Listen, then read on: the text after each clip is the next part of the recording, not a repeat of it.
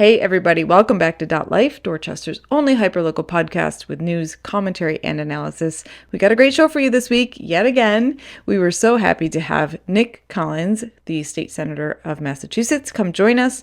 We talked about the Carney Hospital, we talked about fair housing, property assessments, we talked about liquor licenses.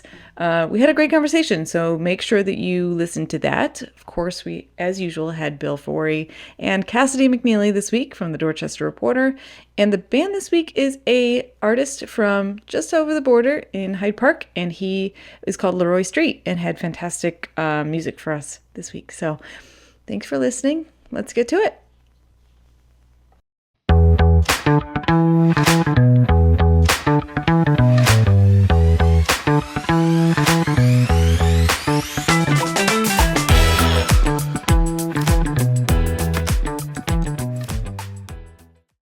Hey everybody, welcome back to Dot Life. It is time for the news portion of the show, and for that I am joined by our good friends Bill Forry and Cassidy McNeeley from the Dorchester Reporter. Hey guys. Hi. Hey.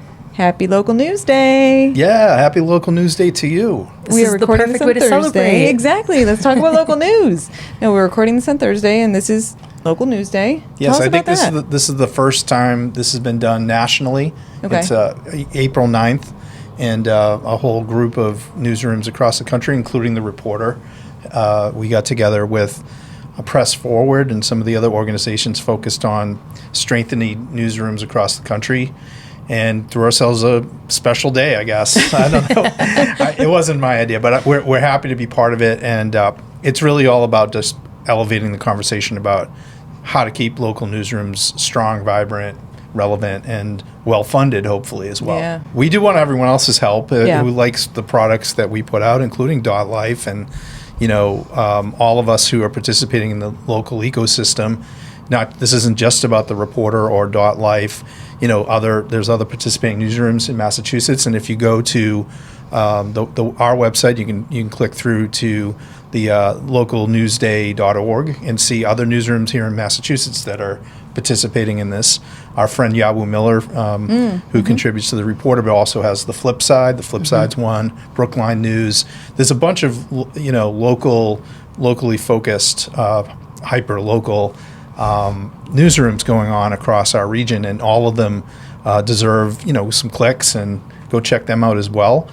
We hope that the readership that likes the Reporter, for instance, will subscribe or just click like and or just share stories. This is kind of a day of action to say, this is a good time to help support what we do. Love that. We are not, Dot Life is not a news organization. I'll make that very clear. We are more of an entertainment organization, but we fully support local news, obviously, and we fully encourage giving your love to them. Or you can give your love to us, too. That's fine. You can always contribute to Dot Life. Hit that like button, subscribe on YouTube, etc. Right. Yeah. We want to take a minute to celebrate, too. We got 1,000+ followers this week on Instagram. Yeah. That's awesome. We're very Congratulations. Yeah. Last week's show really kind of took off. Last week's show was the Polish Triangle. How can it not? Yeah, it was great. All right, we've got a few things to talk about. We've got some news on the police shooting that happened in Dorchester a couple of weeks ago that we talked about with the mayor briefly. Some high school news, and then a couple sporting news. Cassidy's here, so we have to assume there's some sporting news, and some local establishment news. Before we get into that, speaking of sports, Sabres are still in top division rank right now. I wish I could say the same about my bees, but I'm happy for you. Thank you. I appreciate that. You're much kinder than Bill is. He usually gives me a hard time. I'm not really paying attention. I have watched the Red Sox the last few games, and they're starting to show some life. Okay. They won the last two and won the series there against the Brewers. So, now they're going on the road. So hopefully they can get that record turned the right side up. It didn't start well, but hey, it's early in the season. You haven't been to a game yet, have you? It's way too cold. Man, I really want to go, but let's wait for the temperature to. April is not the time. I literally scraped off my windshield again today. Did you really? At 7 a.m. with a layer of ice on it. Let's wait for that to pass. Yeah, yikes. All right. Well, let's talk about this police shooting. So do you want to give listeners a quick update on what happened in case they've missed it? Sure. This is on March 11th, a Dorchester man, 33 years old, 37. His name is Stevenson King Jr. He was shot and killed by a Boston police officer who was attempting to apprehend him for a carjacking that happened earlier in the evening in Roxbury. And he was the suspect in that case, and apparently tried to flee the scene in a vehicle, and the officer opened fire on him as he was moving the vehicle. And there's a dispute, obviously, over who was whether it was justified or not. The officer has been charged with manslaughter, and so this case obviously is a big deal here in Boston, because we haven't had a Boston police officer charged with a wrongful shooting in the last really few decades here in Boston. Yeah. It's not typical. There have been a series of fatal police shootings, but this is the first time that an officer has been charged. So what the biggest development today actually was Ben Crump, who's that name's familiar. Yeah. Yes, he's a big name as a civil rights attorney. He represented the family of George Floyd, the family of Breonna Taylor, and he is now representing the family of Stevenson King, who that the family said today during a press conference in Roxbury with Attorney Crump kind of leading the event, saying for the first time really some details that we didn't know about him. The family presents him as somebody who has been struggling with mental health issues, and they make the claim that he was going through an episode of that on the night that he was killed. So that's a new layer to this that we didn't know. We didn't know much biographically about this young man, and now we know more. And he did have a criminal history, clearly, a history also of mental health struggles that we're learning more about.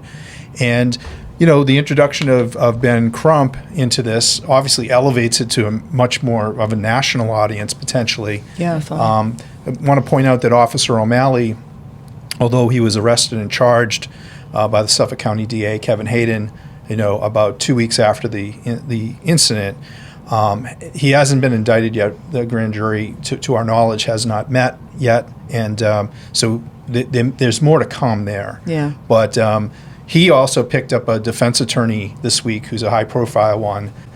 You may have to help me with his name, but he was somebody who represented Karen Reed in her recent trials. But obviously, that will elevate this case as well.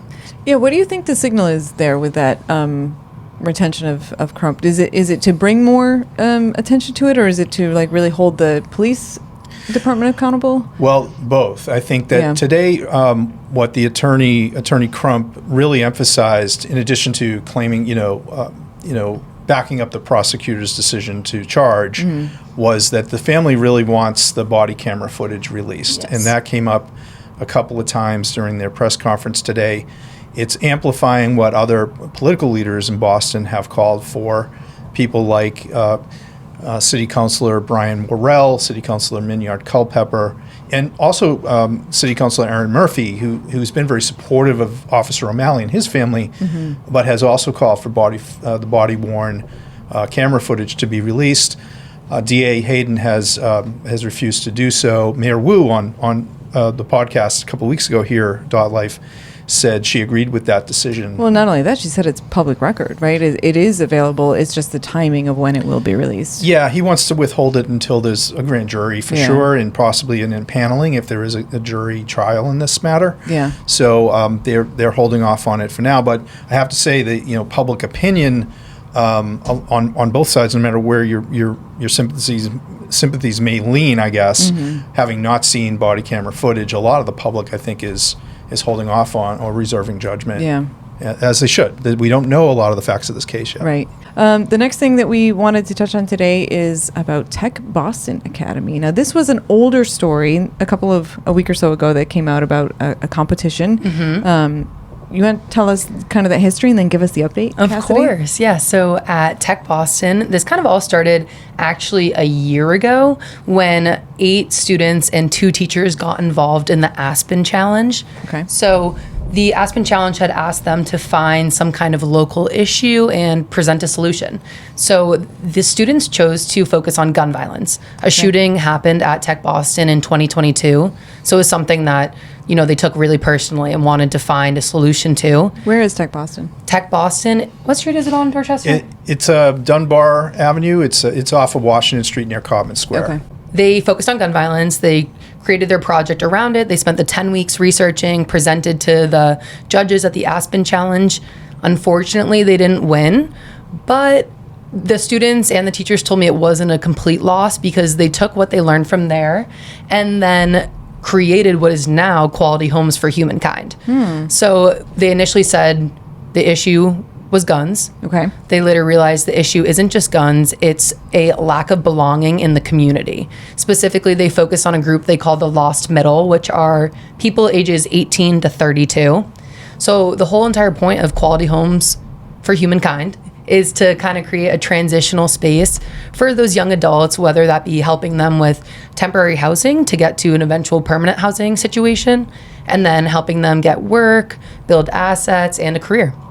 That sounds great. So this Quality Homes for Humankind, is that something like, will they take that out of school and actually launch it, or is it like a pilot thing? So that was one of the biggest things we spoke about, was they don't want this to be known as a school project, because it has definitely gone well beyond that point. Okay. Right now, Quality Homes is a federally recognized 501c3.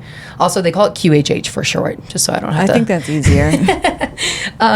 So QHH, and then the Aspen Challenge happened again this year. So instead of finding a new issue, creating a whole new project, they collaborated with another group of 8 students and came up with the We Give a Future incentive, which is WGAF? Yes. Make sure you say future. I know. They have really cool t-shirts. I wore one to the gym and I was like, I promise it stands for future. But what they did with that group is they had a connector event at Tech Boston where 75 seniors just wanted to. They didn't have to be a part of this. They came and joined and met with, local trades and leaders and community members to help figure out what they want to do after graduation. Okay. So that's this year's Aspen Challenge. They presented all of that information and more to a panel of judges on Tuesday. And then yesterday found out that they won the grand prize. What? Mm-hmm. That's amazing. Yes, so that means the group of students and their teachers get to go to Colorado in June. Okay. And visit the Aspen Institute. And, basically, Bill and I were talking about it's kind of like a Shark Tank event, Very cool. pitch their ideas and hopefully get some funding. They were telling me their next step, they want to buy a pilot home in Dorchester. Very cool. Yes. Wow. I know of a few development lots that might be available. Yeah. Well, please pass them along. Everybody's always asking us, and they are kind of scarce. It's a very ambitious project. I have to say, we've talked about this in the newsroom that properties are not cheap in Boston and in Dorchester included, and but they're very I think they're looking at the long view. To Cassidy's point, they're not thinking about just this isn't their senior project. This is their project going forward. Yeah. These young people want to stay involved in it.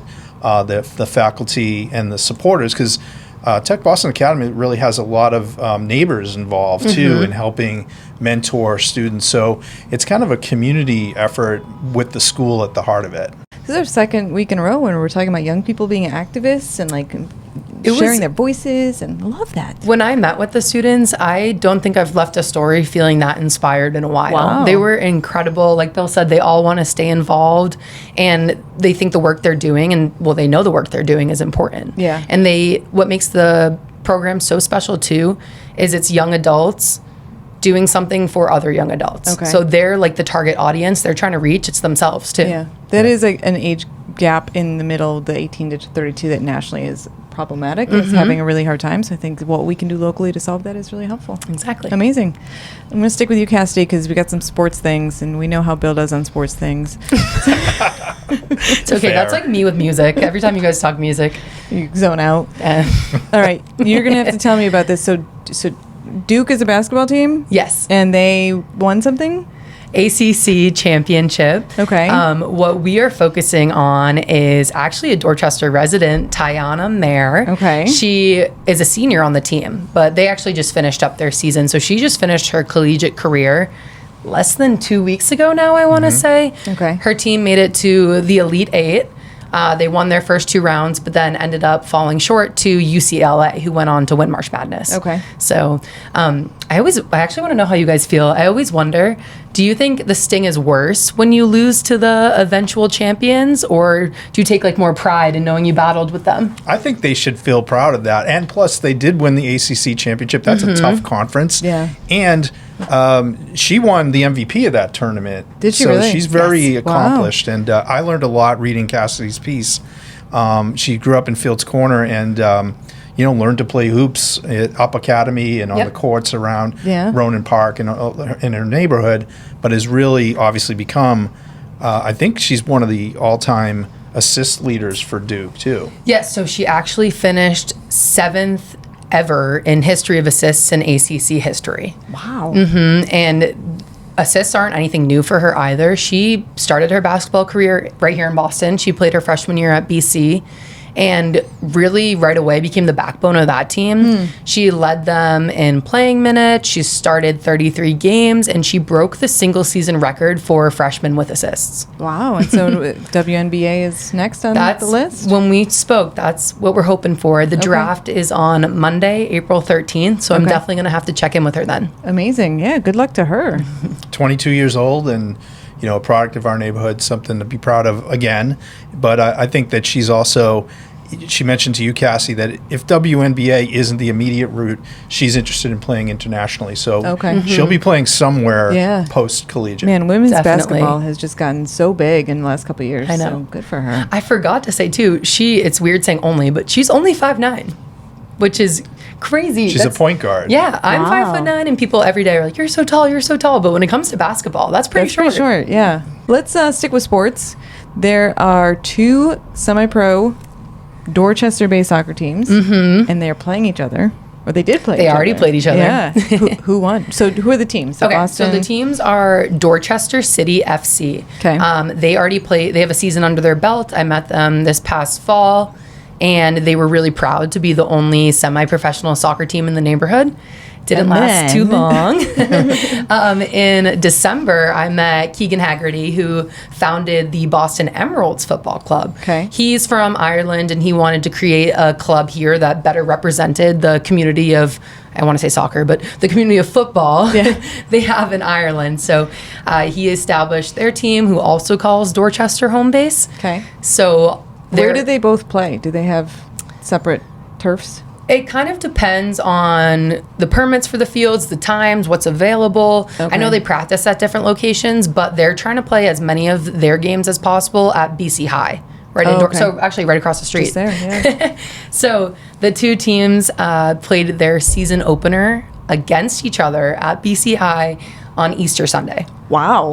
That's a lot. A rainy Easter Sunday, as I recall. Rainy and cold, but I don't think any of the players were bothered. They definitely showed up with energy. It was a close game. Don't tell us. I have not read the full article. You didn't read my article? Did you read the full article? Of course. Okay. He edits my articles. Oh, yeah. I'm going to guess Dorchester City won. Wrong. The McGonigal-sponsored Boston Emeralds took their inaugural dot derby, as they called it. Nice. 2-1? Yeah, 2-1. So very close competitive game, which I think both teams are excited about. And then they had their very first game of the season against each other. They have their last regular season game against each other. Oh, rematch. Okay. In June, right? We'll see a rematch in June. Hopefully better weather. Yeah, please. Speaking of McGonagals, they were the top 25 restaurants in Boston list again in the New York Times. Yeah, I mean, big deal. Yeah, They just got that last year. It's funny because it's obviously a very big deal. Yeah. Congrats to McGonagals and to the other Dorchester winners who are on Via that list. Canuccia, Ballet, and Comfort Kitchen. Yeah. But, it's funny because I text Oren to say, congrats on your team winning the Dot Derby. And I totally forgot that they just won the New York Times. Like, you're one of the best restaurants in the country. Yeah. This is more important. But speaking of that, 4 restaurants in the top 25 in the Boston area. And this included Somerville, Cambridge, Quincy, I think some of the other cities that nobody... Yeah, we should talk about that with the New York Times. Like, why are we getting lumped in Quincy, with... right? That's I don't know. They're not Boston. But anyways, congrats to all of them. But you're right. And there was a time when that would have been really hard to imagine. Even one, right? Having even one. Yeah. Yeah. But very, very cool. That's very cool. Let's stick with food. Yeah, we have some new dinner options. This is also a Cassidy story, which I love. You're just like running away with this episode, and I love let's that go too, for but it. also like you are the milkweed guy, Bill. Like you've been to milkweed like 30 times. No, actually, I've only been there like a handful of times, but I will be there soon because they are launching their dinner, as you reported this week. I love that. I'm so happy about that. Yeah, I am a big milkweed fan. I've gone for breakfast sandwiches, coffee, smoothies, but It's always good. Everything is right? good. Yeah. Starting, we're shooting this today, Thursday, April 9th. Starting tonight, they have their very first dinner service. Cool. So dinner is going to be offered at Milkweed from 5 to 10 p.m. on Thursday, Friday, and Saturday nights. And is it the same? Like, what's the food options going to look like? So I spoke with the co-owner, Dave Cawley, and he described it as a family-friendly environment with like some upscale comfort food. If you've been to their Mission Hill location, it's the same exact menu. So one thing he said to me was, you know, kids can order cheese pizza and steak tips, but their parents and the rest of their family, they don't need to get that too. They can get a salmon, they can get steak frites, they can more elegant meals if they want to choose from those. So there's a bit of something for everyone. That's amazing. Do they have a liquor license? They do, full that, liquor license. There's cocktail menu, and there looks like there's some good desserts too. Has it been pretty full every time you've been? For breakfast, yes. Yeah. I'm intrigued to see what dinner looks like. We should go right after this. Let's do it. I'm in. I mean, the menu looks amazing. And if people haven't been to Milkweed, it's the same ownership that used to own the Blarney Stone and Fields Corner. And Dave also told you they were kind of looking for that vibe that they have there, kind of a neighborhood spot, families coming in together to eat. So they had Blarney Stone and the first Milkweed at the same time, and then they closed Blarney. Okay. Which was a lot. Yeah. And they still, of course, have Mission Hill Milkweed as their first Milkweed, and that's doing very well. And they're going to model some of the food after that location as well. Yes. Can't go wrong, if it's not broke. They're also looking to host private parties in the future. And if people are interested in maybe using Milkweed as a venue, they can get in touch. Shutting down the restaurant, or do they have a separate space? I think it depends on the date and time and how large the party would be. I know they've already started hosting some Dorchester Youth Hockey end of the year parties there for the players, but Dave's interested in doing some more of that too. And for those who don't know where the Morrissey or the Dorchester location is, it's off Morrissey Boulevard. Does that plaza have a... It's right across from Garvey Park. Perfect. We've got one more story about Dorchester, which is a little less positive. It's a little bit of this is White Stadium. This is the appeal of the original suit that was brought by the Emerald Necklace Conservancy, along with members of the Franklin Park Defenders and other neighbors who don't like the city's project to reconstruct or basically build a new stadium at Franklin Park, at White Stadium.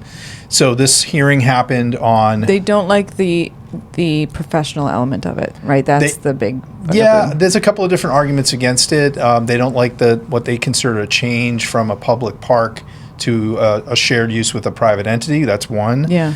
They don't like elements of like shutting down parts of the neighborhood for traffic for game days. There's a lot of different reasons that maybe people have opposed it, but this particular suit hinges on the public park nature of Franklin Park. And this went to the Supreme Judicial Court.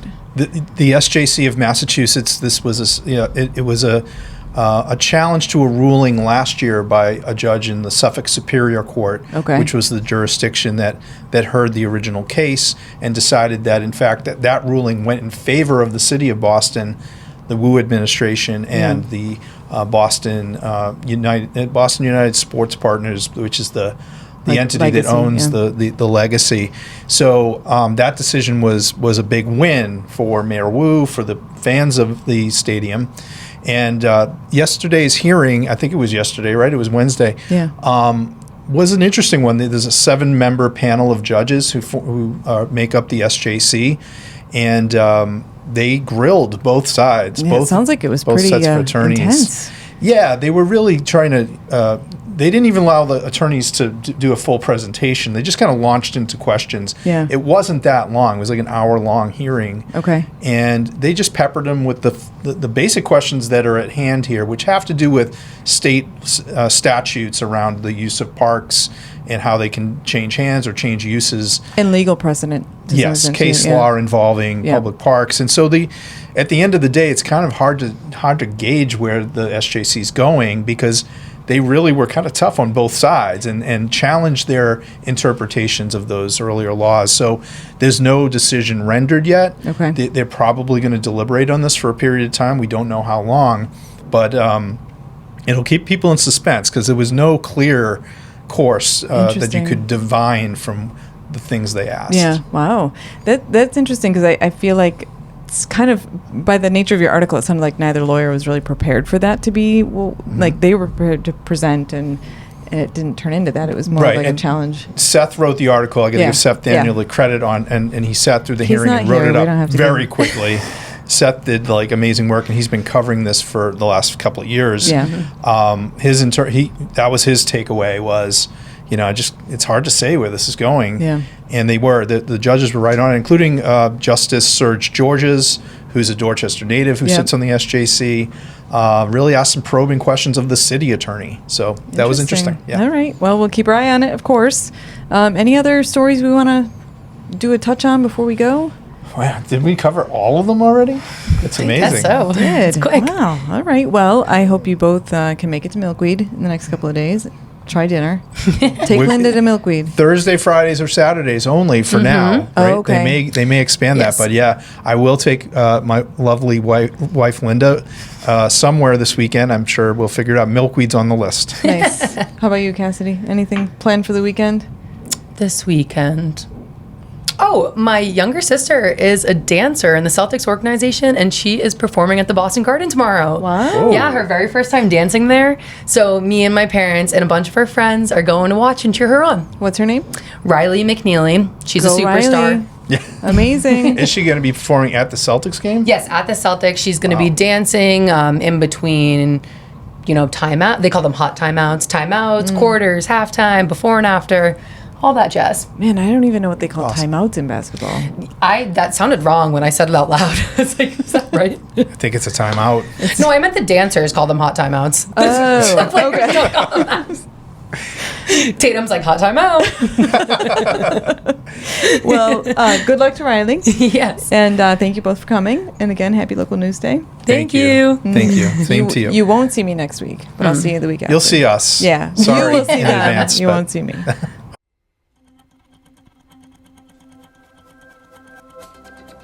Life is sponsored in part by the Dorchester Reporter, Dorchester's own community newspaper and online home for all things Dorchester at .news.com. The Reporter, owned and operated by the Forry family, has been laser focused on Dorchester and the surrounding neighborhoods of Boston since 1983. That longevity and experience shows in its award-winning coverage every week. The Reporter is our go-to source for authentic stories about the people, places, and events that matter most to our daily lives. We are proud to partner with The Reporter and .news. And you can support the important journalism provided by The Reporter.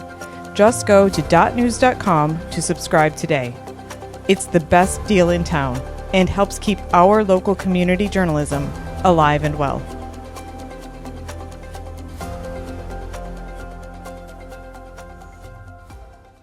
Hey everybody, welcome back to .life. We are very excited today to be joined by Senator Nick Collins, who is the 1st Suffolk District of Massachusetts representative. Hello, Mr. Collins. How are you? Please call me Nick. I'm doing well. Thank you for having me. Thanks so much for coming in. It's great to talk to you. Oh, great to be here. You got a great program and excited to be here to talk to you today. Thank you. And you're kind of a local guy, right? Not too far from here. Yep. I could probably trot home from here. Let's not. It's today. Snowing. It's, a beautiful soon-to-be spring day. Yeah.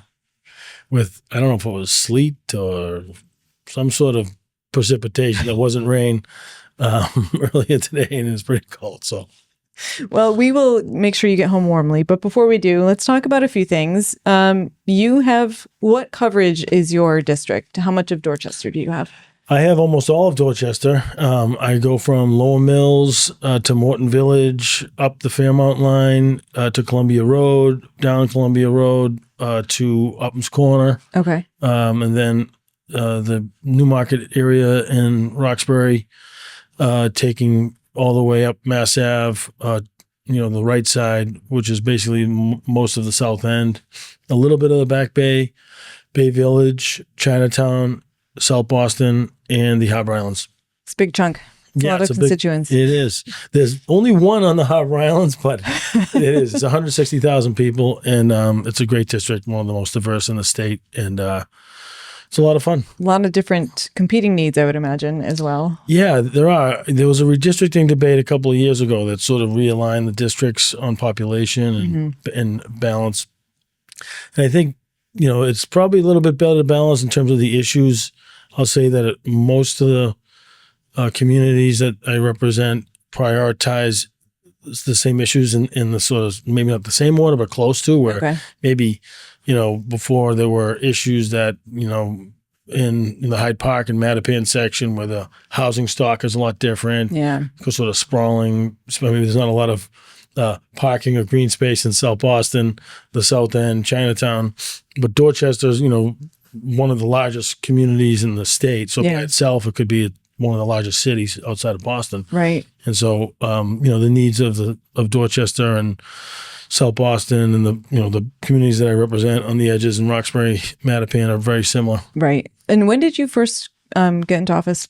I was elected in 2010, and I served in the House of Representatives for 7.5 years, representing South Boston, a little of Dorchester, a little of Roxbury. And then in 2018, I was elected in a special election to replace former Senator Linda Dulcina Forry, and was sworn in May of that year and have been serving in the Senate since. Listeners and viewers know Linda well. She's been on the pod several times, so big shoes to fill. But we're doing our best. She's a friend and mentor, and we had a great time working together, and still count on her counsel. Oh yeah, I'm sure. So tell me, what are the things you're hearing about the most right now from all of those 160,000 constituents? Yeah, no, affordability is on everyone's mind. It comes in different ways, whether it's housing, access to housing, and access to affordable housing. Also, the energy costs, and just generally the cost of living. We live in one of the most expensive, urban areas in the United States, and even within the state of Massachusetts, it's expensive comparatively to other cities, whether it's Pittsfield or Worcester or Lawrence, Fall River. So we're dealing with the pressures that creates, along with really being the city that the state relies on the most to build affordable housing. We're also the most densely populated, or one of the most densely populated in the country. And so landmass wise, we don't have a lot more to work with. As much as we'd like to continue to build affordable housing, and we will, I think, what we've seen, particularly with the MBTA Communities Act, is the need to push and get other municipalities to help.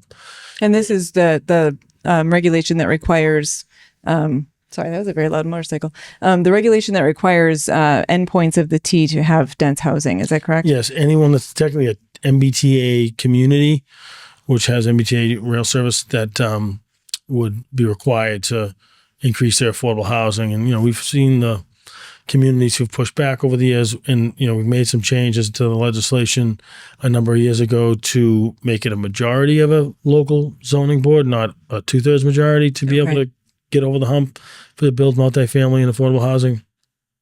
But it's still a challenge. And, we did make some changes in the Affordable Homes Act, which also allow for what they call those accessory dwelling units. So people can build an extra unit on their property if it's not, sort of a new massive construction, if it's a like a tiny existing facility, or getting into the basement to build another unit, and to add as much as we can, sort of all options on the table. We're trying to also put more of the public assets out, which drives down the cost, at least of land. Yeah. Where you have cost of labor, cost of land, cost of capital.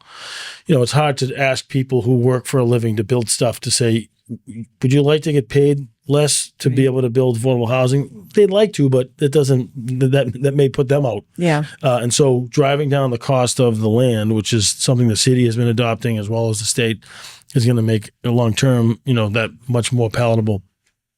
But those issues, we're dealing with the retooling of the energy system. I think we're facing a combination of the want and the need to transform our energy system as fast as possible. Mm-hmm. But I think we're also dealing with the realities of what that costs to do in a short amount of time. So we have these goals that, even in Europe, they're reassessing regularly in terms of time frame. While they're importing natural gas from the United States, they're looking to, retool their energy system. And I think one of the challenges that we have to figure out is how to finance that. Because if we're financing that on the backs of ratepayers and in a short window of time with organizations that, have the obligations to with our utility companies, one of the things that I'm trying to figure out and with my colleagues is can we stretch that period, even if we're trying to push the envelope on the transition, like can we stretch that out in terms of financing? For instance, when we redo Morrissey Boulevard finally, that's going to be a 50-year bond. That's not going to be a 20-year finance or 10-year finance, which is what we're sort of crunched into as the government, and we extend that authority to private entities sometimes, nonprofits. In the case of the public utilities, they are probably more than any other types of organizations essential to the function of our society, and they're private. Right. Where, a lot of places are still public, some of them were public at the local level, a lot of them are. So wrestling with whether we both, provide more oversight and accountability, but maybe some more tools to finance things that in a way where we're not crushing consumers. Well, when you talk about energy, are you talking about transitioning over to clean energy and renewable energy? That infrastructure has to be built out by the utilities. Right. And it has to be financed, and it's financed through federal programs, right? Federal programs, but also the payments of ratepayers. Okay. So that's why, we're seeing these exorbitant costs. It's sort of mandates that require them to make these infrastructure investments. Wait, are you saying that to fund projects like solar and wind, the payers right now who are buying gas are paying higher gas rates? Oh, I mean, there's a fee into that. Yeah, absolutely. That's interesting. I don't think I knew that. Yeah, there is. We're paying for it even if it's the federal government and the state government because it's tax revenue.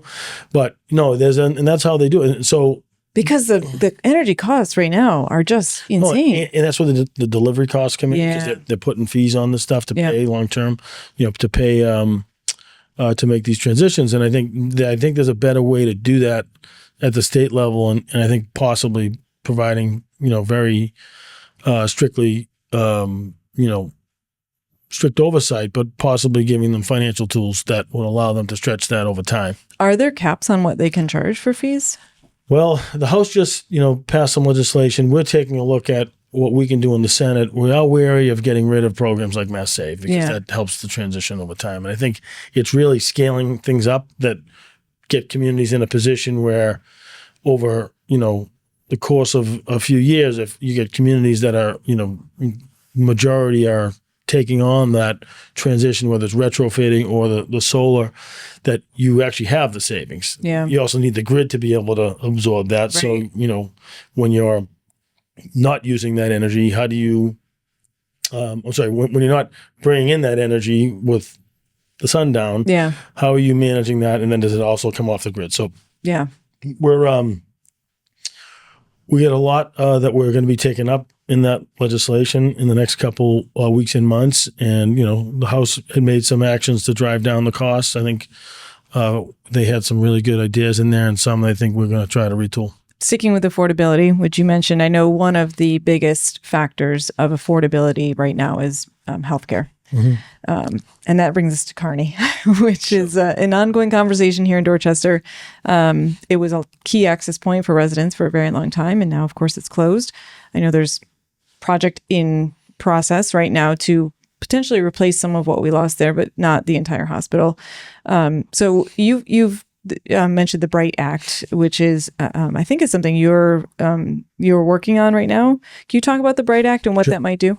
Yeah, no, that in the Carney story is not completed yet, but no, that was I think a failure of the state. Yeah. Looking back on that, I mean, I fought a tooth and nail with a bunch of my colleagues and community activists, And, where I think the state could have stepped in to provide some transition as they did other hospitals and use tools available. That didn't happen. And, I do think that the state needs to be a partner in the solution long term, particularly to balance out healthcare use and healthcare use that serves the community and not sort of, elite healthcare. And I think, the services that people have called for, emergency services, pharmacy services, behavioral health, mental health services that people relied on. And there's a major gap on access right now in the city. And so those are the priorities, but how we get there. So the Carney Hospital has had a history, or that site has had a major history for nursing training. Yeah. And particularly the Library College, and that was there. And one of the ideas that we have put into action through that legislation, the BRIGHT Act, which is a infrastructure bill for public higher education. Mm-hmm. And UMass Boston has a great nursing program, and we're looking to, rebuild the facility there and, grow access for the students that largely come from the Boston area. Mm-hmm. And one of the ideas that we had is, while we're looking to rebuild and start that process at the Columbia Point campus, should we be looking at providing resources to UMass to have a satellite campus at the Carney site? So this would be in addition to? Yeah, in addition. Is there a student demand for that? Like, do they have enough? So there's the school has it's very competitive to get in. Okay. And one of the challenges that they face, because they're competing with all the other nursing programs, is getting access to the practicum training into jobs. So we're looking at a partnership with the community health centers, the League of Community Health Centers, who represents all the community health centers largely in the city, in the state, but in particular, I have about a dozen in my district. Okay. And to create a pipeline, both to get the practicum training and to serve people during their residency, and, serving the people that the school's mission proclaims that they want to serve, in underrepresented communities of Boston. And there are also great jobs in the aftermath. So you have a pipeline of talent that's not just getting trained, but also being entered into the field. Okay. And so that is an important component. And, Carney was a feeder for a lot of health centers and vice versa. So if it was an emergency need and then they need to have a PCP that might not be the right fit on the Carney, a lot of them came from the community health centers. And so, that footprint is critical, because one of the debates that I think, one of the positions that the state took during that debate that I thought was off base was, we have community emergency access within 30 minutes of the Carney site in every access point in the Dorchester, Mattapan, Hyde Park area. That's that's a federal standard, but that's the federal standard in Wyoming. Right. And again, we have the, one of the more densely populated cities, along with, a lot of comorbidities we identified for people in the area that, really needed access, quick access. And that's a void that we need to fill. And so we thought creatively about it, because in addition to providing that service and that pipeline, as a public landlord, you can also insulate from market forces on some things that you may otherwise not be able to. So in your estimation, with this this training school associated with UMass, would that also provide care? Or right now, when you're at a hospital, a lot of your nurses and physicians in training are the ones that are doing work. So there would be a facility on site at Carney where they would practice. Well, and I think that they're looking at a hospital or an ACO, a hospital organization that would be the manager of that. And that would be also have a footprint on the campus. So it would kind of be both. Are you suggesting there might be an emergency care facility at that campus? Or we want to see that very badly. Yeah. Obviously, the proponents are still sort of, doing their due diligence and expect something in a couple of weeks. We hope to see that. I know that they've heard that loud and clear and expressed that they want to see that in their plan as well. And so the people that they represent are, thinking long and hard about that. And I think with if we can't do it in the medical capital of the United States, something's wrong. Yeah. So I do think that, at least the proposal that's coming out, I'd be surprised if it didn't have that component. Yeah. We spoke with Dr. Ojikutu just recently about the life expectancy report that came out that indicated that Black and brown people have shorter lifespans. I mean, how much does something like Carney going away contribute to that? And how do we as a community just kind of not accept that as a gap that we're okay with? And that was my point when we were fighting that fight. And I wish we had more people at the time that were saying the same thing, because that is it. Whether it's an emergency need or, mental health services, or you're dealing with, patients with diabetes or other challenges that are chronic in nature. And then, it just drives more mistrust. And, I think that it's a gap that's a gap, the trust gap that needs to be closed. Yeah. Let's stick with affordability and talk about taxes. Yep. There was an amendment recently, or a tax hike recently that happened. I think mine went up 16% over the last 6 months. So I know a lot of people are feeling it. A lot of this is happening faster than people can pay. For me in particular, I just paid off my PMI. And then I got hit with the higher tax rate, and it actually was slightly higher than what I was paying in PMI. So luckily I was able to swing it because of the PMI went away, but it's you never feel like you're getting ahead, right? So how do we stop this cycle? Well, and you brought up the gap in life expectancy. Yeah. That gap in life expectancy from Back Bay to Roxbury or Dorchester is actually also seen it's correlated to the tax plan in Boston. Yeah. Where you have homes in Back Bay and Beacon Hill that are taxed at a fraction of their market value when it should be, 1-to-1. Right. And in places like Dorchester and Roxbury and Mattapan, actually one of the most ridiculous examples was in Rosendale, where someone bought a home for $435,000 and the city assessed it at $485,000. Meanwhile, you have mansions in Back Bay and Beacon Hill sold for $21 million, assessed at 5 and 12. So, the report came out from the Globe. Actually, there's a story today that the city council is now investigating this because the disparities are so stark. Yeah. That, that burden gets put on the middle class. Right. Instead of being carried by the people who, at least equitably, should be carrying it. And they're getting the tax break. So we filed legislation to try to fix that. And if other cities and towns are facing it, which I don't think they are to the same degree, that they are able to hit reset and capture that revenue. So it's not, because that's where your tax bill comes from. Yeah. Everybody pays the same rate. It's in your assessed value. Right. And the statistics are clear that in middle class Boston, the city of Boston has been assessing them at a higher rate than they have been in those luxury places. It's kind of crazy because everything can't be worth $800,000. No. You see a single condo. I have a leaky everything in my house. and I got, 100 and something thousand last year, went up 175,000. Right. It's just insane. Yeah. There's no justification for it. Yeah. And, the city just made a decision to sort of, reassess and tap the brakes on the spending. Yeah. Which I think was, important thing to do. But, we also had seen for years what had allowed the city to grow a budget, even modestly, in any place really. It doesn't matter if it's Boston or it's the state of Massachusetts.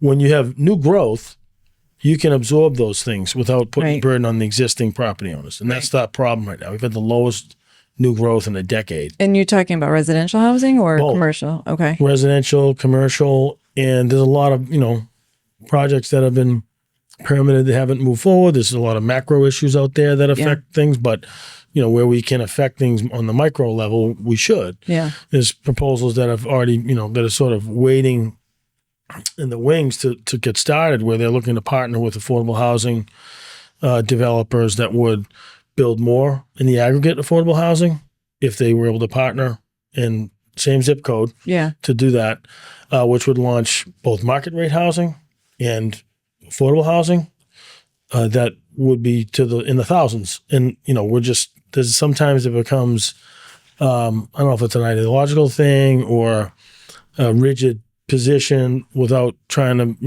make a modification to allow these things to go forward. And it's affecting. Obviously, the amount of housing we have is going to help, Yeah. any amount of affordable housing we have is going to help.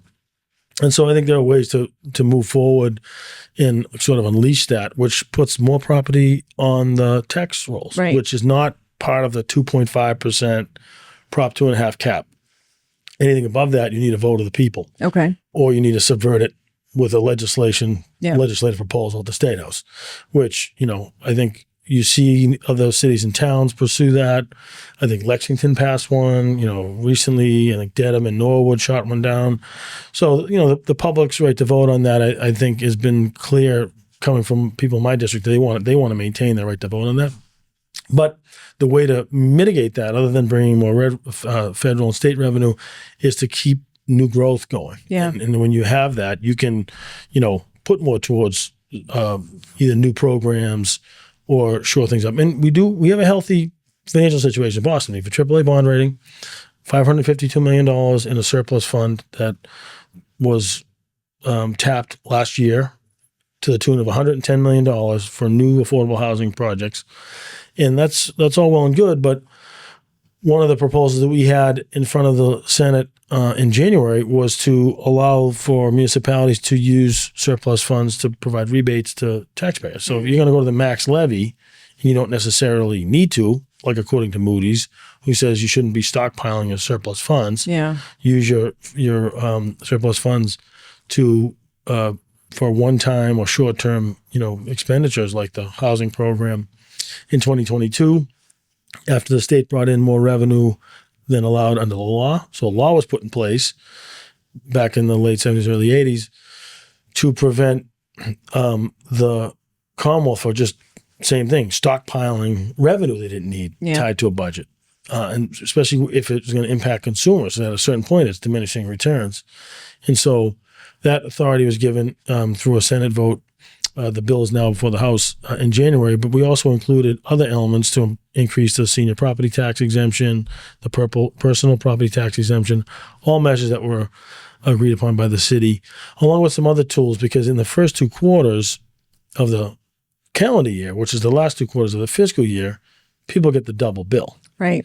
Instead of that being spread over 4 quarters, which is nuts. And so, if we were able to see the legislation that passed in the Senate for the House get to the governor's desk, people would have that mitigated with surplus funds automatically too. So they wouldn't be feeling that. So when you think about it, it's cold, you turn in your heat up, your heat bill is already too expensive and it's getting more expensive this year. And then you get a double bill from the municipality on your taxes. Yeah. It's totally a lot. Unnecessary and unfair. So we're trying to, I think, find a way to approach that would not put a burden on small businesses particularly, that the proposal in its entirety that the city had would have done. Yeah. So I understand your perspective there a bit, but I knew you were opposed to Mayor Wu's proposal, and a lot of folks got pretty annoyed with you for that. So can you kind of talk through why do you think the residents had to take more of the burden than the commercial? They didn't have to. Okay. That was a conscious decision by the city. Okay. It was a conscious decision by the city to raise taxes to the maximum levy under the law.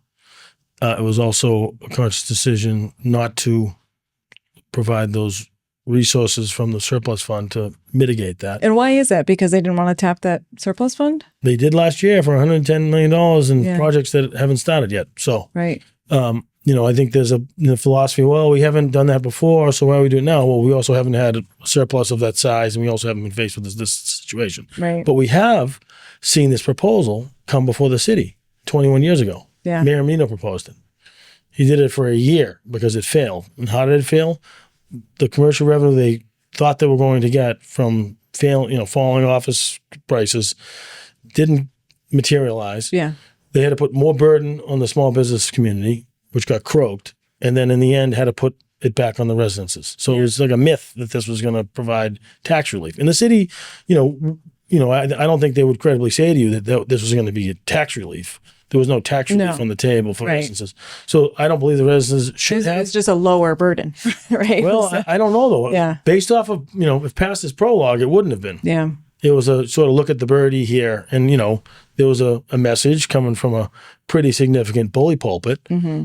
But for those who were here 21 years ago, or did the math looking back, they saw what took place, and that was our biggest concern, is that it was going to be a circumvention of Prop 2.5 with an end around, as well as no justification that it was going to provide relief, especially when we have relief tools that we could access. Is that a risk, though, when we know the federal government's not going to likely give us a whole lot of funding in the next couple of years to deplete that, or maybe not deplete it, but to cut into No, that? I mean, the federal funding that came from the federal government particularly during COVID was one-time federal funds. Yeah, right. We exploded a budget $1 billion after getting $1 billion from the federal. We had never gotten that kind of money in my career. Right. I've never seen it before. It was driven by COVID, but we do see revenues for the city from the state, which have been steady, and the state's in strong shape. We have a strong rainy day fund or surplus fund, stabilization fund, our strongest bond rating we've had in the state's history. So I don't believe residents needed to pay a higher price. They shouldn't. That's why I think the tools we put on the table would mitigate all that, some of which were already agreed upon by the city. But I think the shift was, a proposal that had been tested already, and it failed dramatically and didn't provide the relief or even the cushion that people were told they'd receive. So what's the fundamental problem here? Is it that population is draining and we just don't have the base that we need to sustain combination. revenues? We had end of long-term leases downtown in the financial district with old buildings. And business models changing. Yep. And you also had very low growth numbers. In residential or in business? In all. In both, okay. And while our budget grew dramatically. It grew $1 billion. Why? Why did it grow so much? Federal funding, one-time federal funding. Okay. So we built that into our sustainable budget. Okay. Without a long-term way to pay for it. Okay. And now they're making adjustments to kind of bring that down to earth. And so, you have a combination of, where more value, and thus because your tax bill is driven by your assessed value as much as anything else. And the commercial tax rate is twice residential. Yeah. So it's already 2 times. It's the highest in the state in terms of that balance. And so other municipalities who had sought to get some changes made were looking to move towards Boston. They were in the other direction. They were higher residential versus commercial. You're talking like Burlington, framing like the places. They say, we should do what Watertown. If we did what Watertown did, residential taxes would have gone up. Yeah. Because we're at 50-50, which is where they were at 40-60, wanted to be at 50-50. We were, in the reverse. And so, there are ways to mitigate that combination of state funding and the federal funding, usually project specific. That's not to, support ongoing wages and pension. And again, right now we're in good shape, but that's not necessarily something that I know there's the healthcare debate about costs, like some of the medications. We saw that play out both at the state level and the city level, some of these new medications. But, I think long term we do have a strong position. And again, doing something that, city said, hey, first of all, we don't have a problem. Yeah. If you recall, they said, we don't have a problem. Yeah. And then we're going to do a temporary solution. So what we've proposed is a temporary solution in terms of the rebates, but also long-term benefit in the form of senior property tax exemption increase and personal property tax exemption increase. But if we don't find ways to bring in more revenue, so how do we make Massachusetts more business friendly without giving, places like an Amazon no taxes or something? Like what is the plan? And I think a lot of cities are struggling with the way their work has changed. People don't go into the office. Offices in prime real estate location are not as needed. What do we do? Well, I think we're doing a lot of good stuff. The Affordable Homes Act is going to be turning the corner on bringing more housing that's affordable, and the MBTA Communities Act is a part of that. So if we have, because when people think about Boston, they do think about Greater Boston. That's the nucleus of the city, is not just Boston proper, because the population doubles, during the day. And when, you look at sort of the Greater Boston area. And so that's, the folks that work in and around Boston, work in Boston, live in and around Boston. So if we're able to tap those areas to build more affordable housing, that's going to drive down our costs of housing, or on a monthly basis. We also banned the use of broker fees on renters, which should, it's not the be all end all, but it's a bit of something. It's a nice move. Yeah. And then also the transit system. Yeah. So we're about to finally relieve ourselves of the burden of the big dig, where annually we had to be saddled with that debt, which will help, measurably. But also we have a great leader who's been staying the course at the MBTA and Phil Ng, and the funding to back up the transformation of the system, which is an old system. The red line right here, one of the oldest. And I think the combination of reliable public transit, we're finally about to embark on the electrification of the Fairmount line, where we added more trips and we've added more ridership. So we do have the ability to take on more service with the hopeful renovation or expansion of South Station. That's going to help as well. So it's really our public transit system, our housing expansion, and things that we've done to also change how people are burdened when they seek higher education. So we've made community college free. UMass Boston was the first university to do this in Massachusetts, but if you make $75,000 or less, you can go for free. So if you're also not being saddled with debt right out the gate, right. we also made some changes and continue to try to improve our vocational access for our young people in Boston to gain access to the trades without having to sit on a bench when you're 18 years old to try to get some time to get, in line, but that requires us to build and to be in a situation where we're prioritizing new growth. And so we have the tools to do it.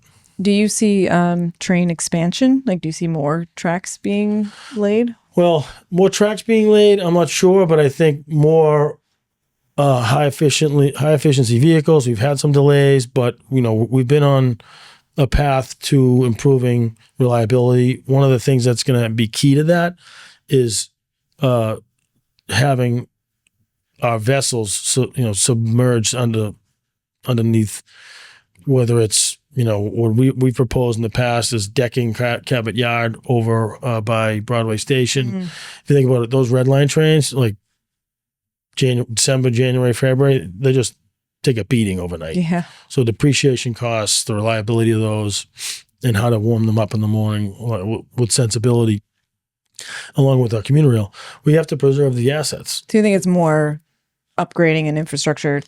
Definitely. It's upgrading infrastructure. It's also, creating, economic opportunities through the T, because the T is one of the largest property owners in the state. Yeah. And so if we can, make better utilization and capture revenue as well, then I think that's a big way for us to combination of bring in revenue that's not on the backs of riders. And another piece that, I would favor right now, the MBTA, they don't have a pilot agreement like Mass Port Authority does, and with their, commercial business. So whether it's advertising on T assets or even the small, commercial activities they have, Dunkin' Donuts, they're not paying taxes in the city on that. So that's a way to sort of relieve the burden that the city has from assessments of the T or provide direct revenue. So I think there are ways that we can do that too. Yeah. I want to get into small businesses. You mentioned them a bit earlier on, but what are the things you're hearing from small businesses right now? Same things, affordability. Yeah, they don't, just like residences, they don't want the taxes going up either because they're on the thin margins. Right. And a lot of them don't have buildings that have lost value, whether they're one floor retail or they're retail space with, full housing above them. Yeah. And so they're getting, they're feeling the squeeze as well. But, something that we did move on that has been successful was a retool of the liquor license access at the city and state level. And that really helped Dorchester. It was focused on a number of different zip codes in Dorchester, and businesses have already benefited from that. We also added South End and Roxbury, who are sort of underrepresented in that legislation. But that, drops a barrier of $500,000 to enter the marketplace. Right. And you get people who are able, entrepreneurs who are looking to start a restaurant or expand a restaurant or, create a new location, to be able to do that without being saddled with a $500,000 tab just to be able to It was serve $500,000 for a liquor license. Yeah. Wow. On the private market. Yeah. And there's a you have to like buy it off of someone, right? Like there's a finite number of. It was until we did this. We had authorized to say a new batch. I think it was under the Walsh administration. It might have been 2016. It was a limited amount. Okay. It wasn't nothing, but I think one of the things that people wanted to make sure is it was going to the places that were underserved and the zip codes and the main streets that we're trying to bring life to. Okay. Which also brings revenue for the city, the state. That's meals taxes, and that's critical because that is a portion. Obviously, the property tax is the largest portion for municipalities, but when you have thriving restaurants and thriving main streets, your economy is in good shape. Who, by the way, make much bigger margins on liquor than they do on food. So it's really helpful. Well, I think you see that balance so that you can sustain yourself, for, longer than you would otherwise. And, I think that has been successful. People are happy with that. But I think, they're dealing with costs. And one of the issues we try to mitigate, not with restaurants per se, but with the local grocery stores, bodegas, was making sure that they were maintaining access to this exemption on the unit pricing. Okay. So right now, big retailers have to, identify the unit prices. They get the personnel. You see them up and down the, Star Market labeling everything. And that's, to keep the organizations honest on their pricing. Where if you have a small retail place, you don't have dozens of people working for you. You don't have an unlimited amount of, IT investments to be able to do that. And, there was an exemption that, anything below $5 million, you were exempt in terms of revenue for a business. And we extended that a little bit beyond for the small businesses that are, feeling the pinch and, making sure that like sales for, Keno or other, types of non-essential sales were not factored into that so they could maintain that exemption. Otherwise it would have forced them to put staff and, man hours on it. And with, other costs associated with that, were not part of their portfolio. And, it's not the be all end all, but ensuring that burdens weren't increased unnecessarily. Yeah. There's a rumor that I've heard that empty storefronts are actually like a tax benefit to landlords in some ways because they can write it off as like, I don't know, a loss. Is that true?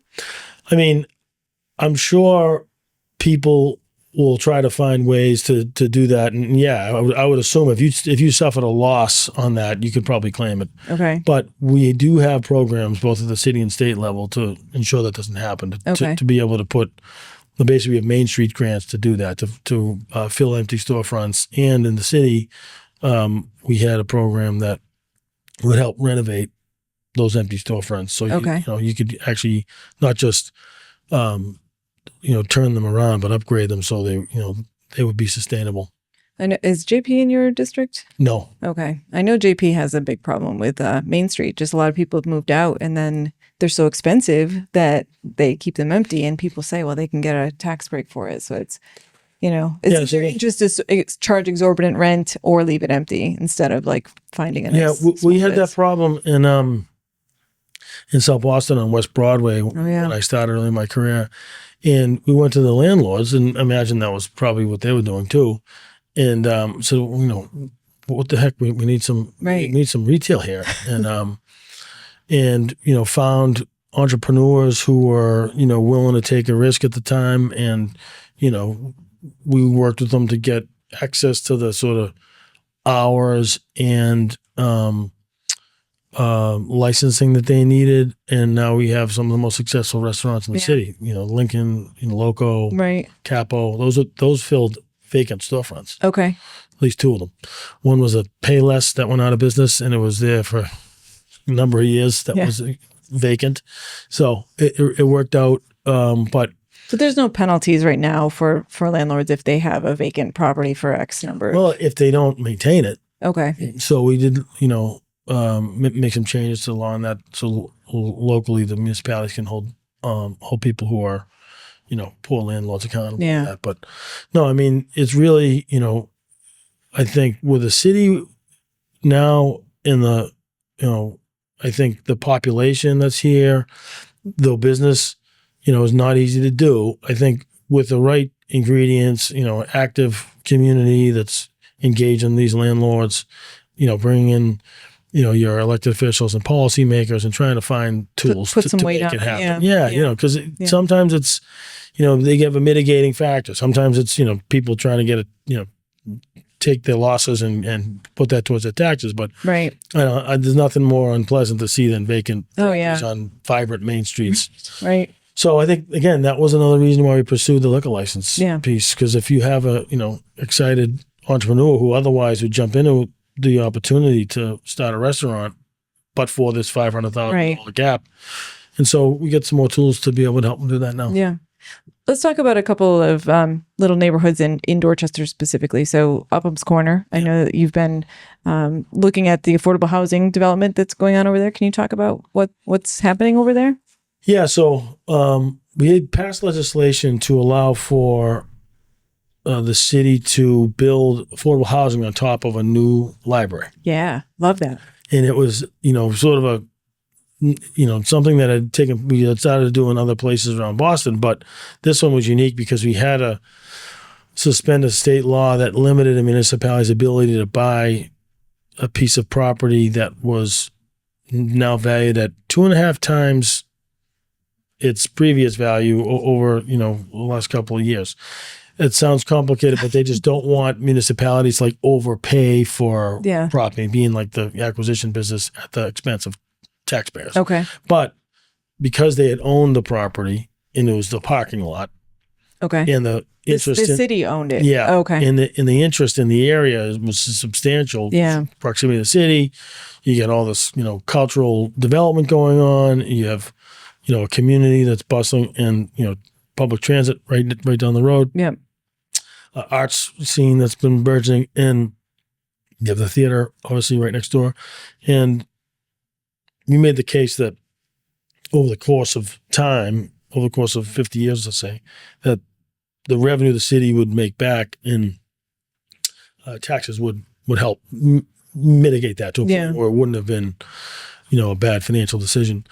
So that project is all affordable housing, and that's, while you're seeing the interest in the, the market values of things grow, that will be affordable housing. So, we're happy that it'll be deed restricted. Yeah, that's great. How many units is that one? Do you recall? Couple dozen. Okay. Yep. Any other areas in Dorchester where you've got specific focus right now? Yeah, there's another project that's put online with state funding. Just was able to break through a bit of an impasse not far from here on the dot block site. Yeah. It would be all affordable housing. Right. Sort of at the intersection of, I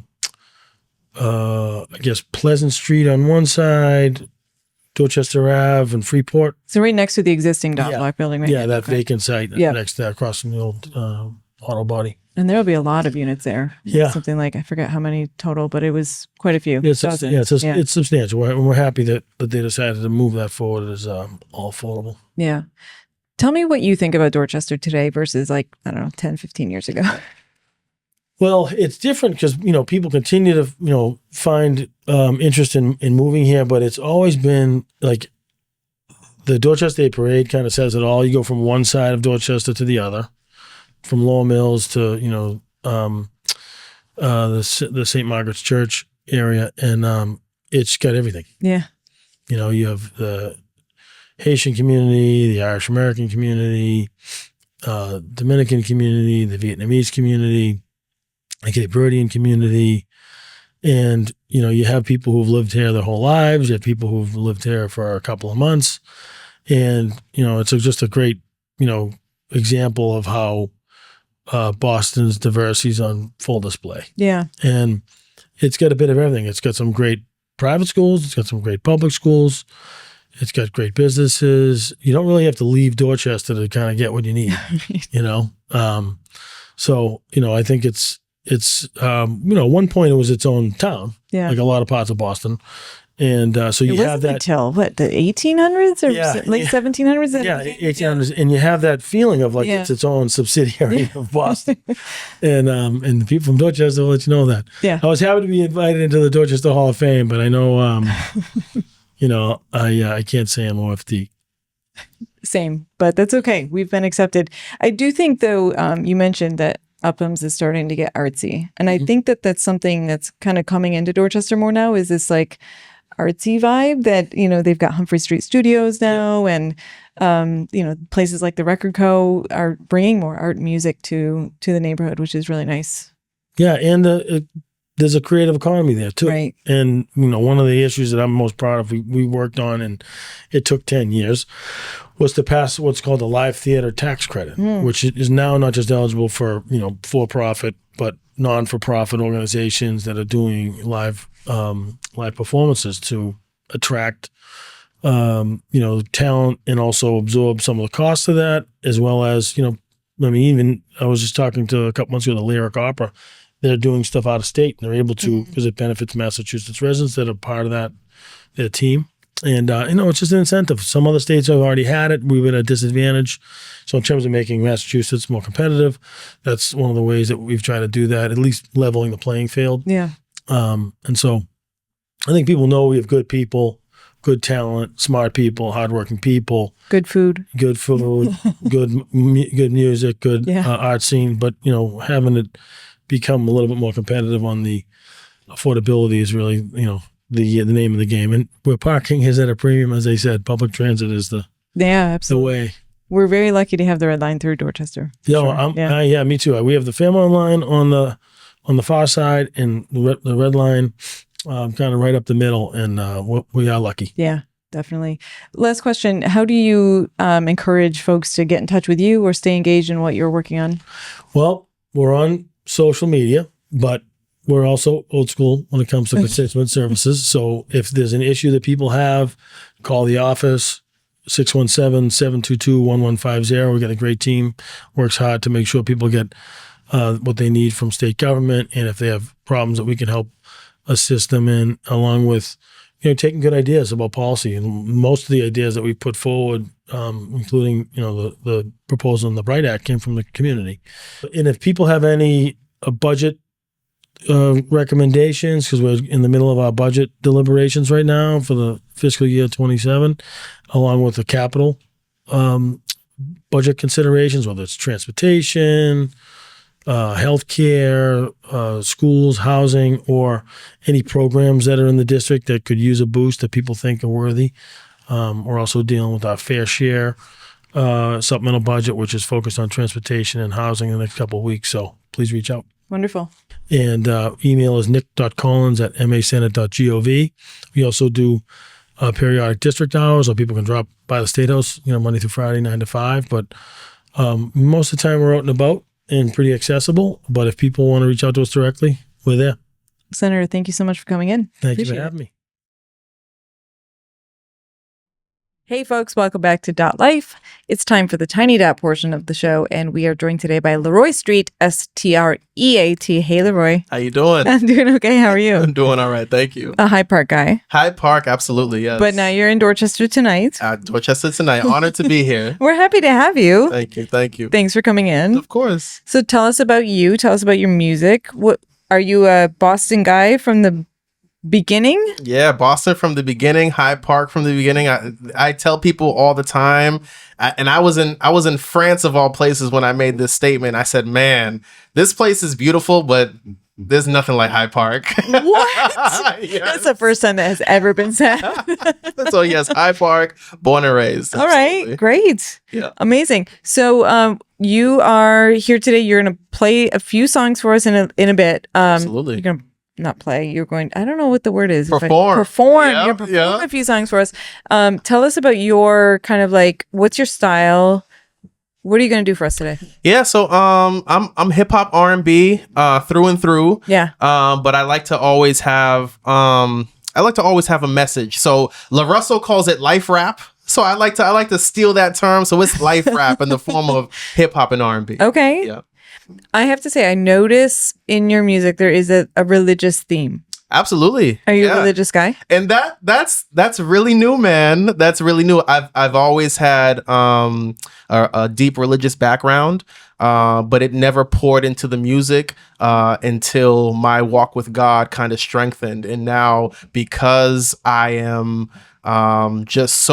I try to be authentic in my music. I mean, my music is a representation of my life. So, if that's how I'm in reality, it has to be poured into the music. Yeah. You know what I mean? So that's why you hear a lot of that nowadays. So I love your lyrics. I think they're really smart and thoughtful. Thank you. Are they autobiographical? They are always autobiographical, unfortunately. Oh, no. I wish I was telling someone else's story sometimes, but no, it's definitely autobiographical. Yes. We had a band in here a couple nights ago, and they said that there's no good songs that came out of happiness. Like every good song is out of angst. You know what? I'm going to piggyback off of that because I was literally on the phone with a good friend of mine on the way here, and I was telling her, like, listen, so many people are in my ear. Your songs are always sad, and I don't know how to write a happy song lately, And like I said before, the music is a representation of my real life. So when my real life starts being happy, you'll hear some happy songs. Well, what her bandmate said to her is like, you've been in a good relationship for too long. You got nothing creatively coming out of you. So you need to break up so that you can be angsty again. That is the thing. Yes. So that's the bright side of a bad life, right? Absolutely.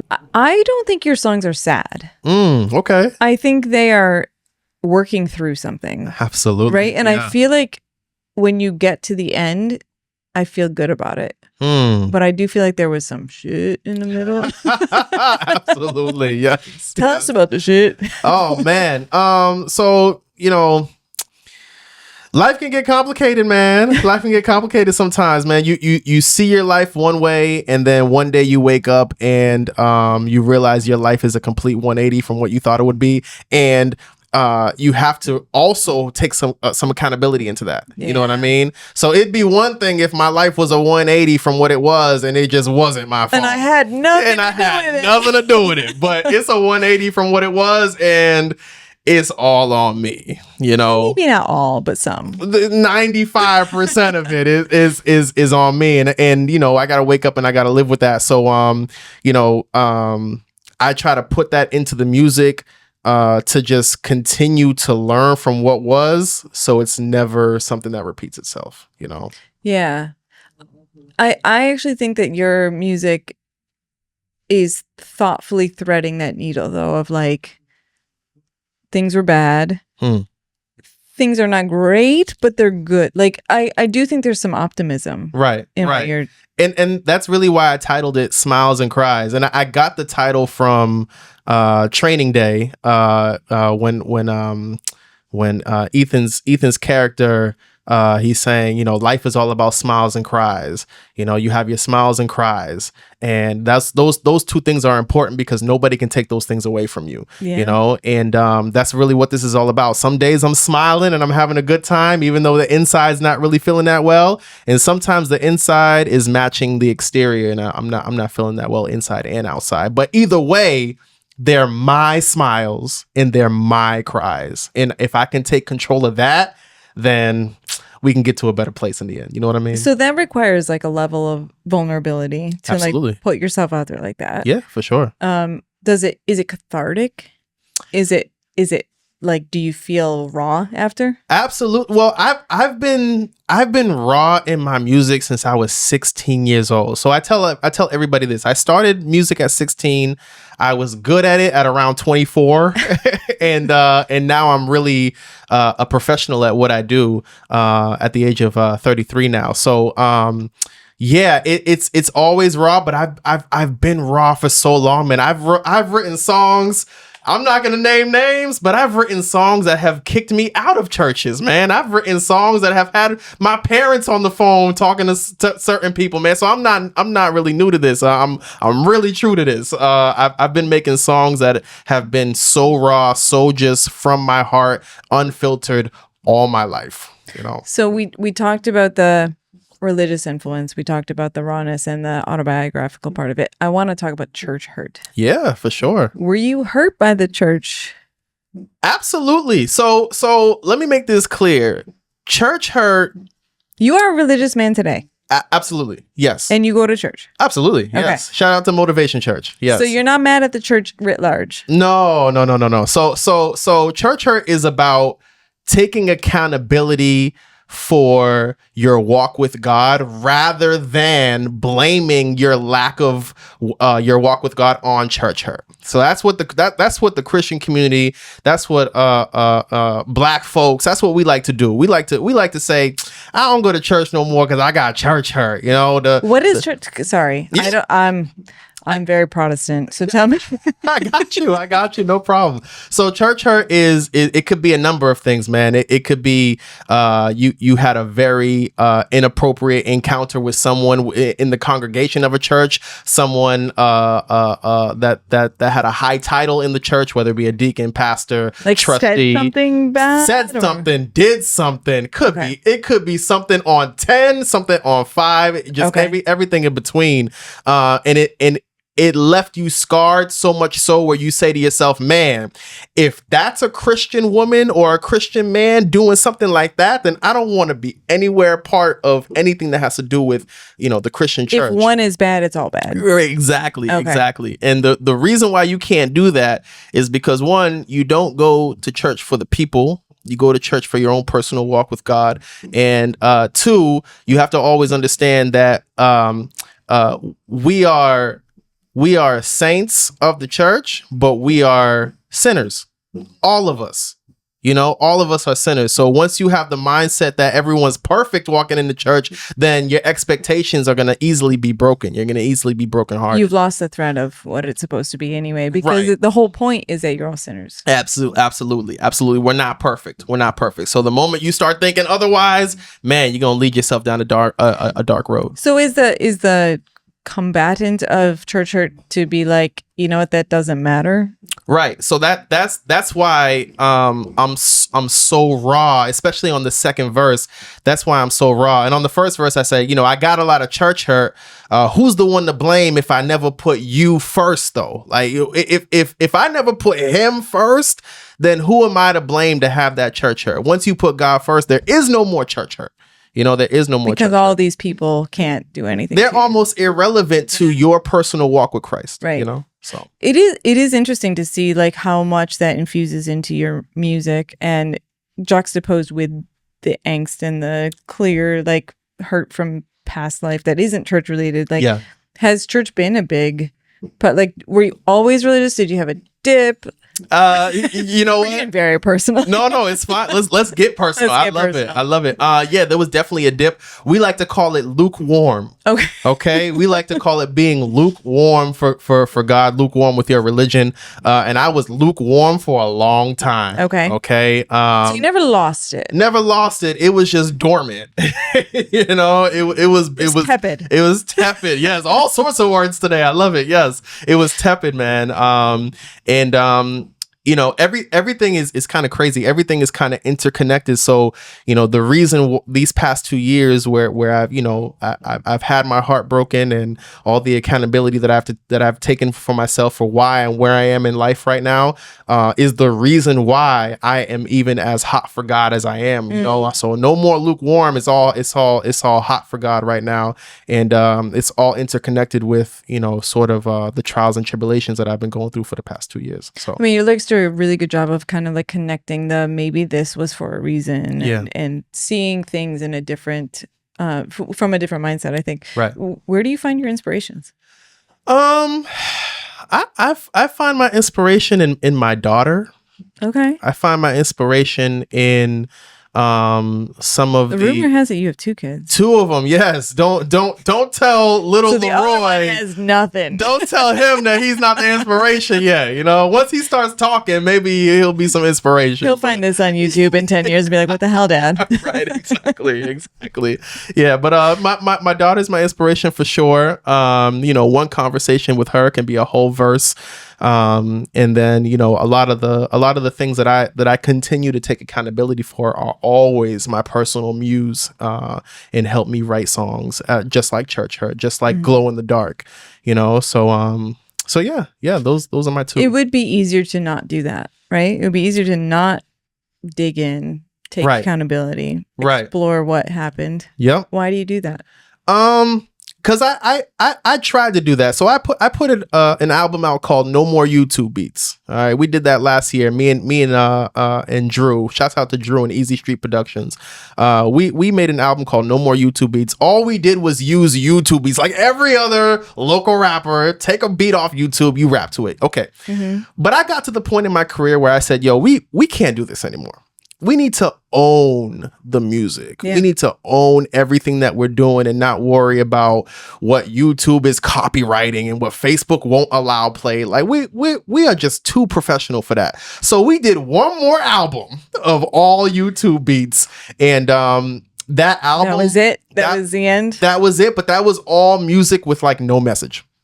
You know, it was just all fun music. Yeah. Downtown came out of that. Okay. I don't consider Downtown music with a message. I consider it a really good song. Yeah. That's it. Yeah. That's it. So, you know, I kind of put the no more messaging music to bed with the no more YouTube beats.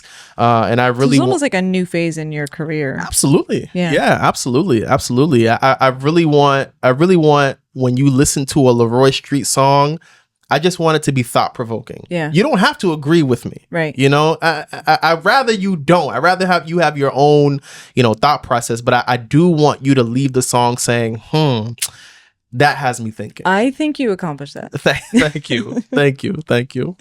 Where can people find you? Instagram. I know this is dinosaur age, but still Facebook. Okay. All right. Laroy Streat, everything. LaroyStreat. TikTok, of course. And then if you want to find the music, it's on everywhere that you have anything that's in your phone that can play music. My music is there. Spotify, Apple Music, Tidal, Amazon Music, anything that you can find music on. That's where I'm at. And you work with someone from Mattapan. I do. Shouts out to the legendary Sean Alexander, Grammy nominated, probably other accolades I don't even know about. But shouts out to him, man. Every piece of music that I've put out post No More YouTube Beats has been a Sean Alexander produced beat, and I don't see that changing anytime soon. Love that. Can we hear you? Can you hear me? Yeah, can we do it? Let's do it. Oh yeah, of course. Let's do it. Let's do it. Let's do it. I'm ready. I'm excited. I'm excited to do what I love. What's going on, guys? My name is Laroy Streat, and this is Church Hurt.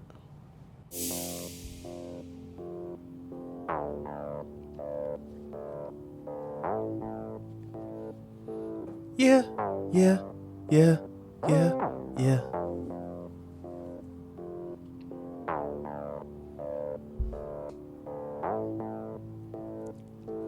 Yeah, yeah, yeah.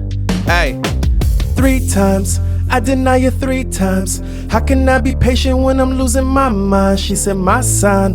Why you asking my sign? Playing with them demons like I'm on that type of time. And I know you looking at me like I'm a ghost. Hard to recognize me from the choices that I chose. Let it go. All you ever gotta do is ask. Never easy when I gotta revisit the past. And I got a lot of church hurt. Who's the one to blame if I never put you first?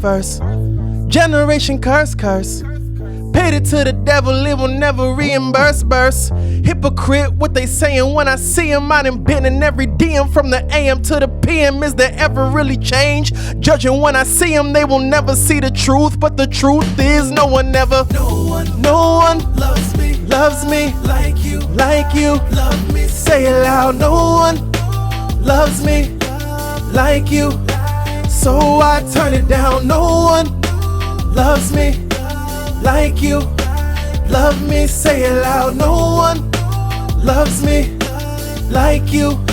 So hey, I say I would never deny, I do it daily. Took my eyes off the one that I love, and now I'm crazy, drowning in the sea of my sin. I was lost from within. Weed smoke with a bottle of gin. That ain't my vice though. The comfort of women is what I idol. Addicted to the pleasure of ego was my survival. I was lost in the vice of my lust. Myself I couldn't trust. It's like I threw away all we discussed. I can't back down. Monster I face is creeping background. Moment I try to change, the devil is in my background. Feel like I no longer can win. Need to succumb to my sin. I even try to crawl out of my skin. I feel like there's no point to go on. No need to sound the alarm. Just close my eyes and pull the trigger, I'm gone. I feel like I had nothing that worked until I fell to my knees. He said, Streat, I I done had you since birth. You said no one loves me like you.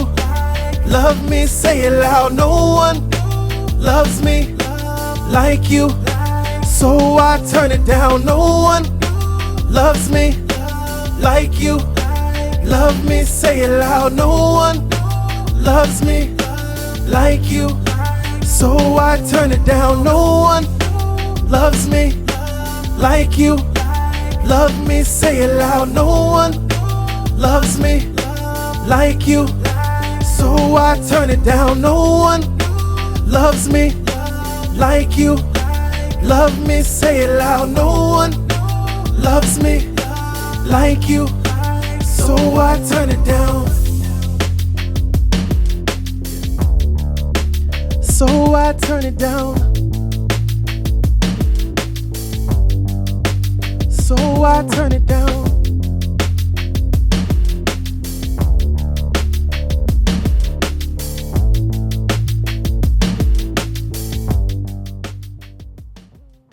What's going on, guys? My name is Laroy Streat. I'm on the Dot Life podcast, Tiny Dot Concerts, and this is Glow in the Dark.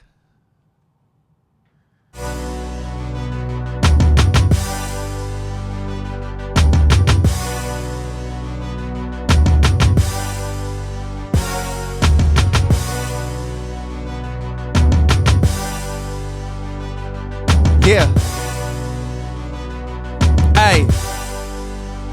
Look, I used to have it all, then I lost it. Played games with the devil and it cost me everything. It's deeper than rhymes. Took the long way, cut corners every time. I'm a late bloomer, but grew to a straight shooter. Depression hit different, I wish it would leave sooner. Suicide, do or die, all in my brain. But I walk through life like there isn't no pain. You chase dreams of your family, can't have both. Think twice before you raise and you make that toast. I gave you an inch, you done took a mile of rope. Then you hung yourself with it, killing all that hope. I kept it down. You'd see me around town, you's a clown. Look at all that I found now. Let's go back to the days that would lead me to more. Back when I was at that Glow in the Dark tour, watching Charles play drums for that Kanye West, sitting on the side row in my Kanye best. The highway stretch, drive till you see what's next. I pass exits, ignoring life's GPS. I know it's crazy, music raised me, then it saved me. Then I put it first, then I felt like it betrayed me. You ever found love that straight held you down, just to wake up in the morning and they not around, not a sound? Shh, is that not profound? You loved, then you lost, or is it the other way around? I lost, then I found love. Lukewarm to the light, it was bright, I would melt into God's love. I felt pain, I took L's, it's all good. I lost faith in myself, I still stood on both feet. I would try to run away, fake smiles to the crowd, it was only for display light. You are now in tune to one of the greatest artists that live in Boston. I promise you that.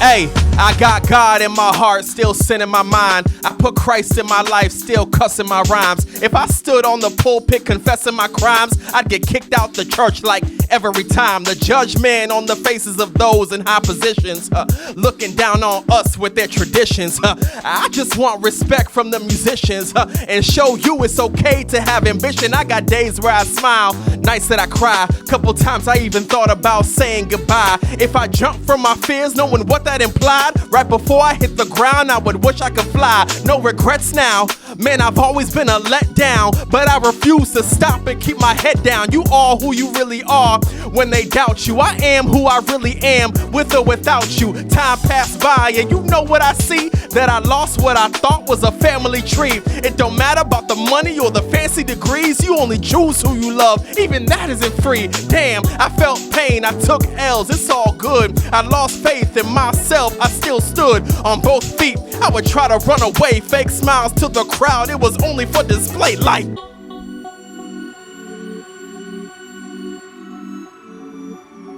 Smiles and Cries EP coming soon. Produced exclusively by Grammy-nominated Sean Alexander. Shouts out to you, Sean.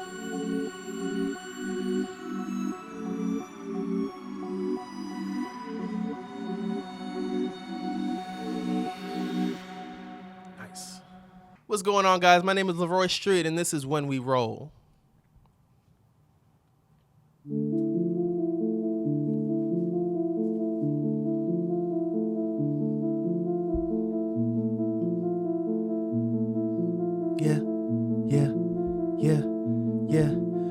we roll. It's a crazy wave, we just can't describe, keep it low. They know who we be when we go inside, it's a go. Keep that hate away, we can't let it slide, you should know. We ain't never playing when we roll. It's a crazy wave, we just can't describe, keep it low. They know who we be when we go inside, it's a go. Keep that hate away, we can't let it slide, you should know. We ain't never playing when we... Too many different vibes up in this place, I'm gone. Too many faces I don't recognize, I'm gone. I seen dudes that get emotional with things I say. They lose their mind, they wanna name the time and place. I done seen it go far, far left. Flipping tables, they look unstable, they pump their chest. They could try to live their lives, I won't be down. You can't fake being out of shape if you run this town. And keep them keys in your pocket. If you real, you don't flaunt it. I got a glimpse of the life, and ever since I've been haunted, I got a taste of the fame. I can't explain where it came. I made mistakes in my past, but to this day wouldn't change. So when we roll, it's a crazy wave, we just can't describe, keep it low. They know who we be when we go inside, it's a go. Keep that hate away, we can't let it slide, you should know. We ain't never playing when we roll. It's a crazy wave, we just can't describe, keep it low. They know who we be when we go inside, it's a go. Keep that hate away, we can't let it slide, you should know. We ain't never playing when we... I can't work with you no more, you lied to me. I realize I'm everything you tried to be. You the reason all I want is privacy. Once you break my trust, it's like you died to me, man. That's the way it gotta be. Can't take no more apologies. If I keep forgiving, I will never end this odyssey. Don't hit me up, bother me. Sick of your dishonesty. My homie saw this coming, was too blind to see the prophecy. I don't want this ruin in my mind, yeah. I can't believe I gave you all that time, yeah. You clout chasing, it don't matter what the climate. You were social distant way before we ever had to when we roll. It's a crazy wave, we just can't describe, keep it low. They know who we be when we go inside, it's a go. Keep that hate away, we can't let it slide, you should know. We ain't never playing when we...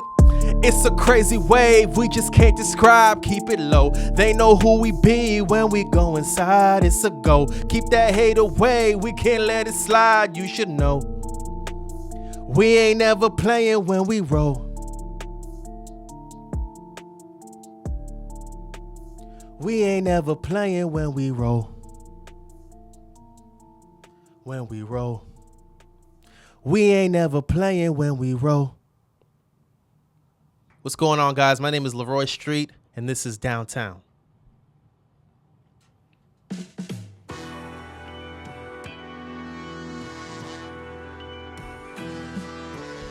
It's 7 p.m. Live and direct. Dot Life Podcast.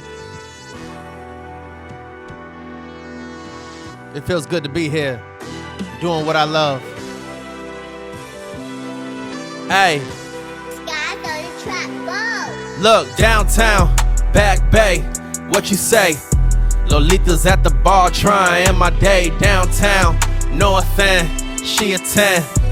Had to double check her before I let her in. Downtown, Back Bay, what you say?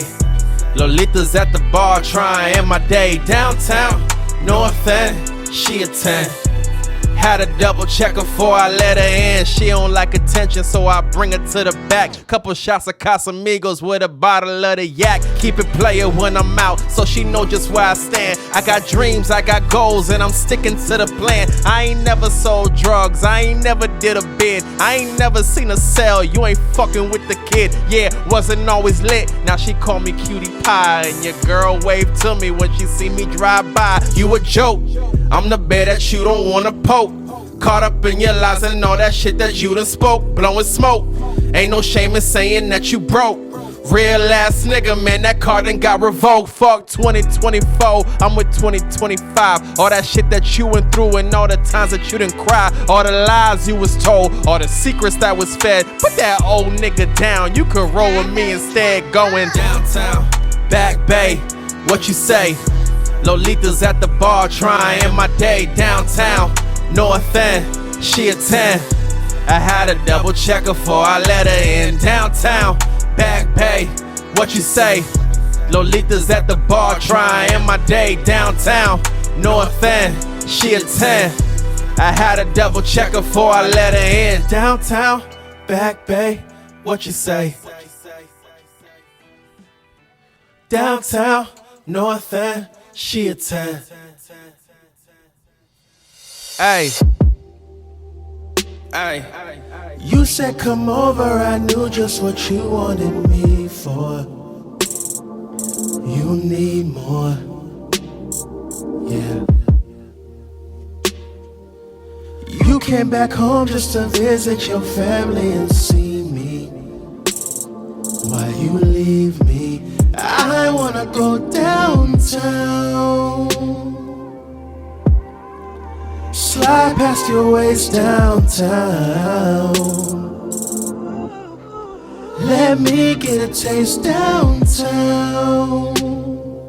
You're here for the weekend and I have you tweaking downtown. Yeah. I need you and I want it right now.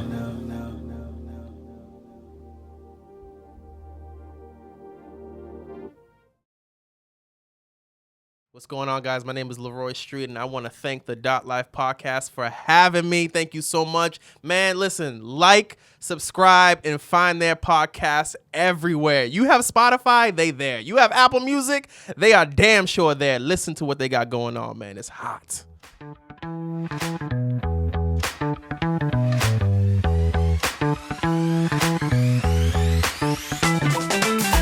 Thank you for listening to Life, which is available on Spotify, YouTube, and Apple Podcasts. Life is produced and edited by me, Aaron Caldwell. Tech support and editing support are provided by Yasser Mahmood. Shout out to Justin.